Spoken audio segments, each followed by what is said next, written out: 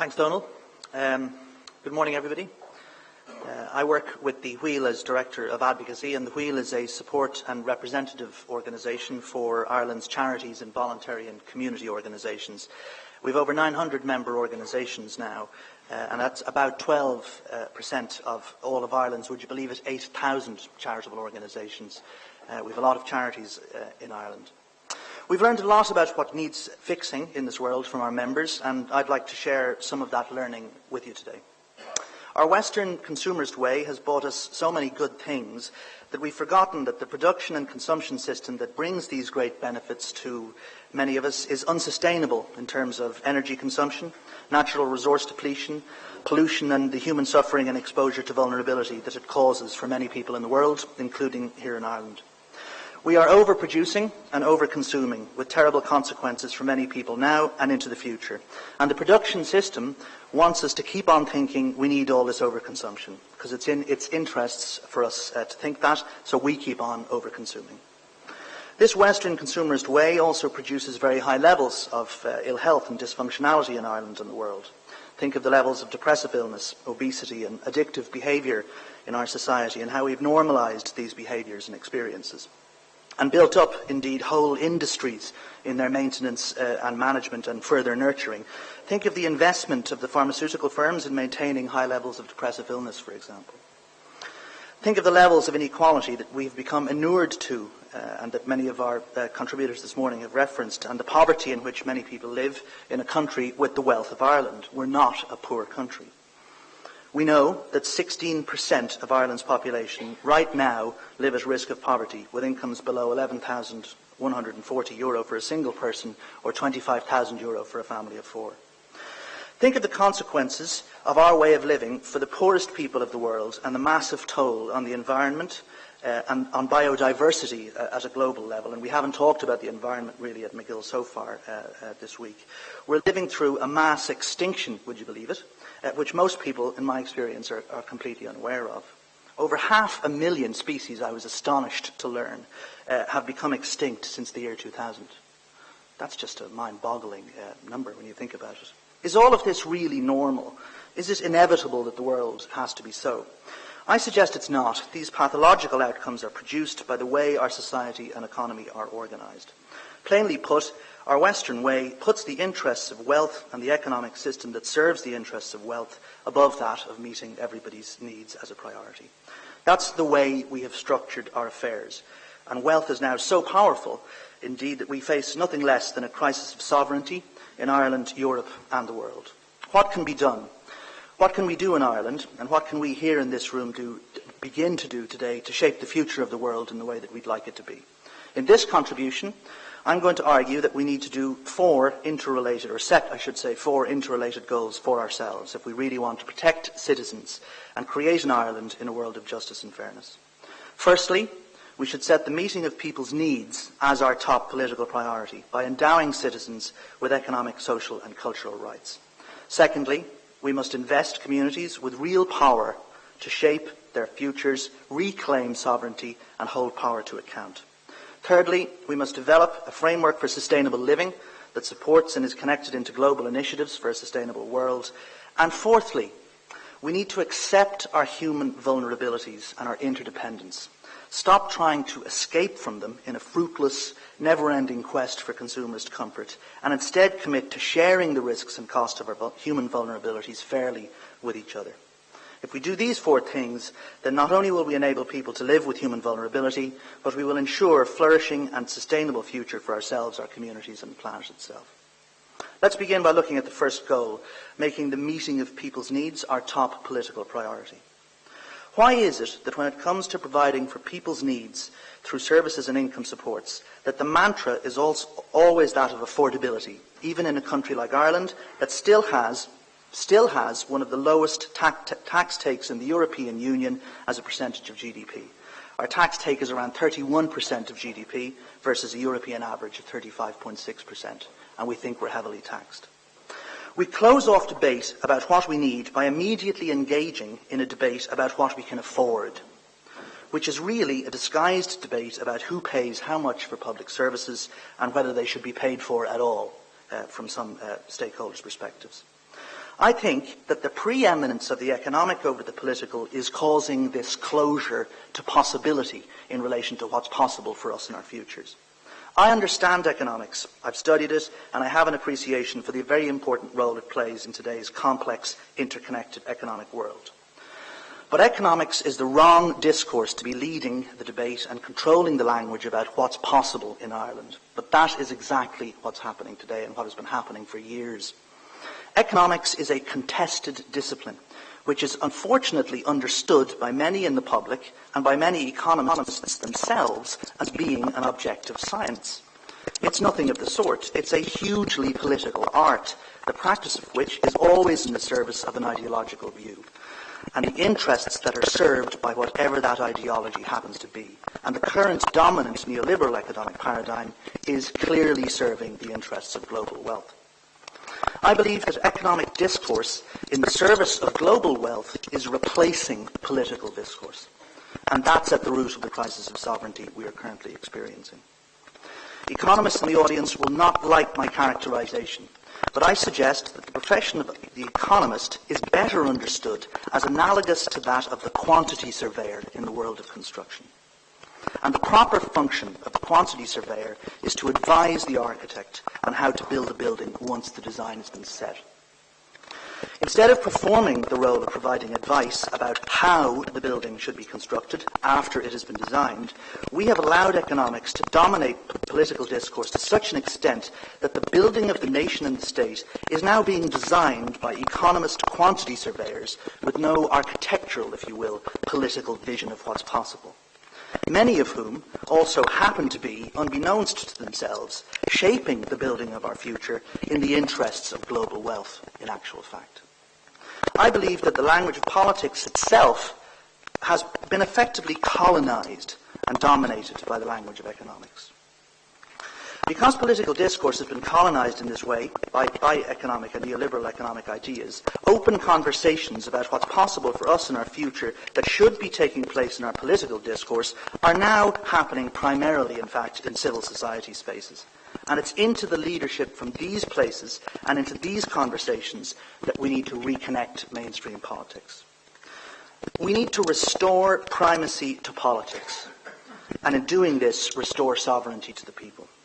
Civil society needs to reconnect with politics, to re-establish the language of the possible in political discourse, and reclaim the space currently occupied and dominated by the restricting language of economics.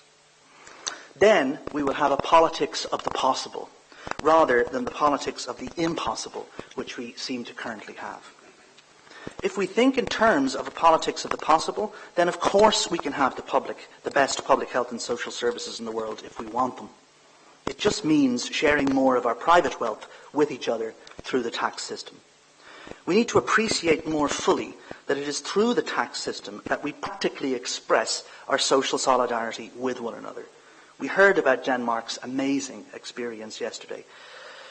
What this comes down to, plain and simple, is whether we want everyone to have access to quality public services paid for through general taxation, or for some people to have access to quality public services, while those who can't pay are left reliant on insufficiently funded public services that manifest, as we all know, in long waiting lists and cutbacks that affect the quality of those services. This approach, which is our current approach, then goes on to create a resentment on the part of those who pay privately to continue paying their taxes to fund services that they think they do not use. But of course they use them, because the private system is heavily subsidised in actual fact by the public system. All of this breaks the bonds of social solidarity that a commitment to universal public services maintain. Again, look at Denmark for a vision of what's possible, where all parties support the universal approach to providing comprehensive public services. Our approach leads to the creation of a divided society between the private and the public domains, with a general impression by the private that public services are inferior and for the vulnerable only. Do we want universal, high-quality health and social services? We can have them if we want them. We must commit to raising sufficient taxes to pay for the public services that people need and should have as a right by bringing Ireland's tax take up to the European average. We should decide first what public services people should have access to as a right, and then agree how we're going to pay for them. One way to ensure this happens would be to incorporate a full suite of economic, social and cultural rights in the Constitution, perhaps in the form of a Bill of Rights. Economic, social and cultural rights are fundamental human rights and include the rights to work, to social security, to an adequate standard of living, including food, clothing and housing, to physical and mental health, to education, and to take part in cultural life. On the face of it, these rights already exist, as our government has committed to them by ratifying the International Covenant of Economic, Social and Cultural Rights in 1989. However, the Covenant has never been given legal effect in Irish law, so people cannot vindicate their rights. We have the rights in one way, and at the same time we do not have the rights. It's time now to ensure these rights are made legally enforceable. How else can we create a flourishing society that meets people's needs? The work of Eric Olin Wright, an American sociologist, points the way to some practical things we can do to create flourishing societies. He argues that 4 moral principles are required for a flourishing society. The equality principle means that all people should have equal access to the social conditions and materials necessary to lead a flourishing life. The democracy principle means all people should have equal access to means of participating in making decisions that affect them. The principle of sustainability means future generations should be able to flourish at least as well as present generations. And the principle of reciprocity means that we should all value cooperation as strongly as we do competition and individualism. So how are we doing in Ireland when we measure our society in terms of these principles? I think we'd have to say poorly in relation to equality, democracy and sustainability. But not so bad, perhaps, I think, in relation to reciprocity, a strength in Ireland on which I believe we can build in relation to the other 3. Olin Wright argues that consumerism is not a universalizable form of human flourishing. If we stick with consumerism, he argues, we will never see human flourishing, where all people can realize their potential. But he points to examples of what he calls real utopias, an interesting idea, that currently exist in the world, which prove that progress can be made towards creating flourishing societies. And examples he gives of these real utopias are eco-villages, for example. Wikipedia, a public space. All of these are places that put the shared interest above the private interest.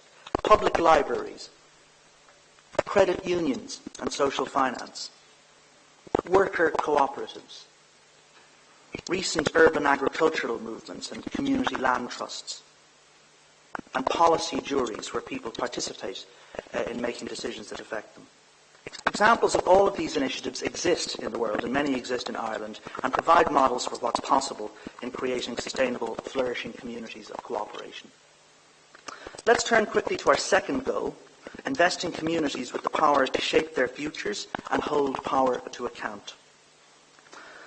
The representative system has failed us, we've heard many times this week.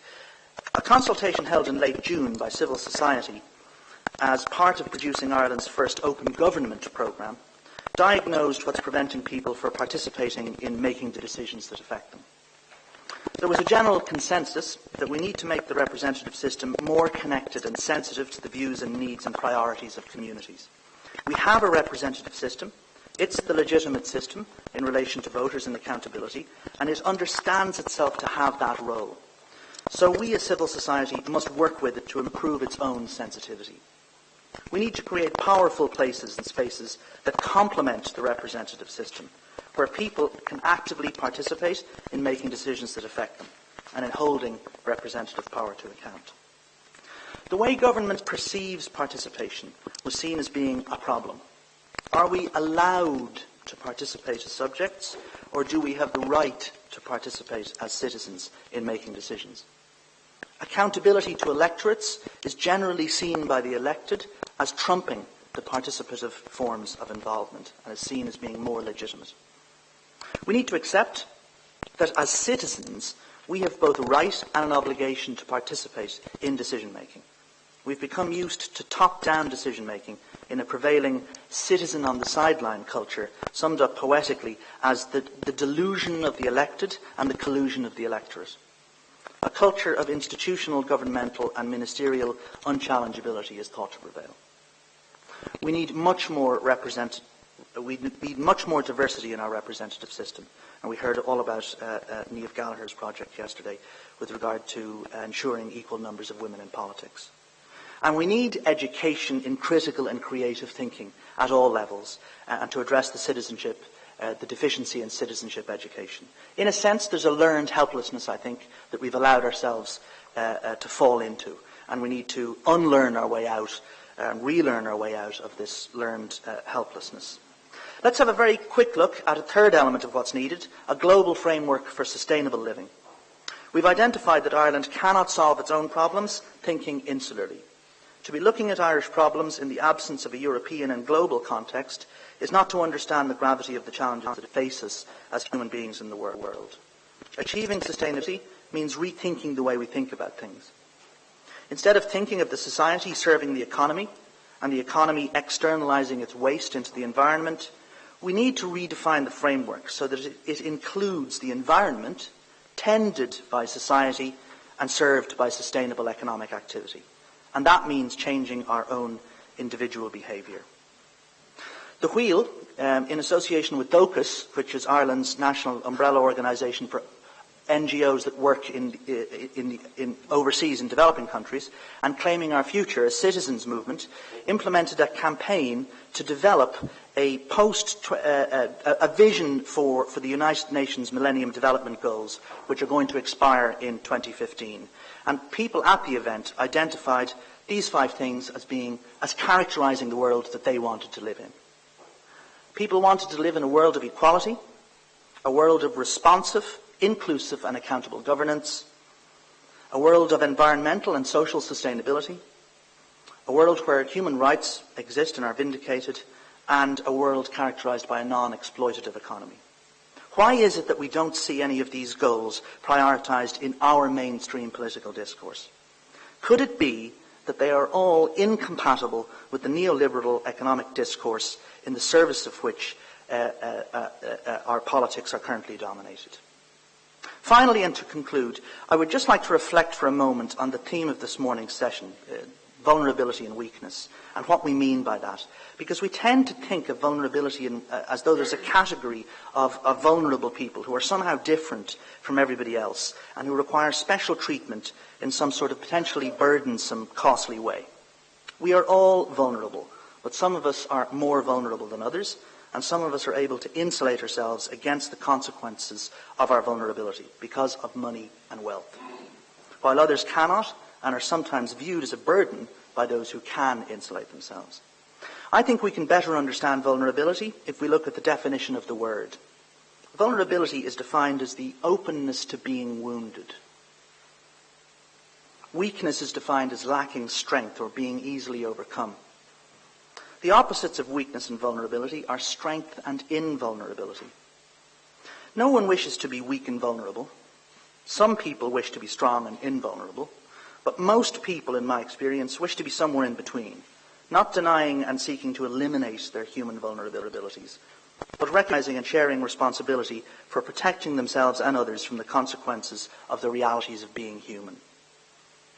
Understanding vulnerability in this way, the openness to being wounded, also opens up the opportunity to reflect on our attitudes to being open to vulnerability in ourselves, our attitudes to sharing responsibility for ensuring that others are protected from the consequences of their vulnerabilities, and avoiding seeking to escape our own vulnerabilities at the expense of others. The opposite and prevailing view of vulnerability as a weakness promotes an extreme self-reliance and an avoidance of responsibility for others as a social norm to be aspired to. The negative consequences of this stance go on to expose those who cannot protect themselves to exploitation and to neglect. We need to change our attitudes to exploitation and to sharing responsibility. Our inspiration should be to create a world where vulnerable people don't need special protection anymore because the exploitation of weakness in others is no longer acceptable, and that includes in the world of business. Our inspiration should be to create a world where people have rights, to have their needs met through a combination of high-quality public services and guaranteed basic income. without having to appeal to other people's voluntary generosity or charity, as it is sometimes called. It is possible if enough of us want it to be, if we can think about again what's possible. And if we can overcome the powerful interests that profit from keeping things the way they are now. The Wheel is intending to explore issues of human vulnerability in a series of national conversations we will initiate soon. We believe that a sustained national conversation is necessary around the question, what is shaping our future? We believe that the shaping forces of our lives are in very many cases detrimental to our developing, fully flourishing human living together. Many people feel that amongst these negative forces are economism, the seeing of all domains through a restricted economic cost-benefit lens and not seeing what's possible for us as a result. Consumerism, the erosion of public spaces for civic culture, private interests trumping the public good, a loss of faith, a word that's hardly ever mentioned anymore, both in transcendent meaning and in the capacity for positive human development. The profound skepticism which prevails in Western culture about how we might believe in the human capacity to love and serve others. Future conversations will need to explore these and other shaping forces and the evidence of their influence on the dysfunctional society we have or are becoming. We might then, having a shared analysis, explore together the antidotes that might be brought to bear effectively to address these challenges. We have resources in philosophy, in sociology, in political theory, and in religious and spiritual thought, and experience as well in reforming the discipline of economics, to develop new narratives and develop new experiments in living for this conversation and for the changing world that we need to actively create for ourselves. I would like to conclude by inviting everyone here today to participate in conversations like this when they're initiated, and which we hope to sustain, and which I suggest, if we sustain and act upon, conversations like this will enable us to achieve the 4 goals proposed earlier for a world where meeting people's needs is the top political priority, where communities shape their own futures and hold power to account, where the environment is sustained for ourselves and for future generations, and where the costs of our human vulnerabilities are shared between us. Thank you very much.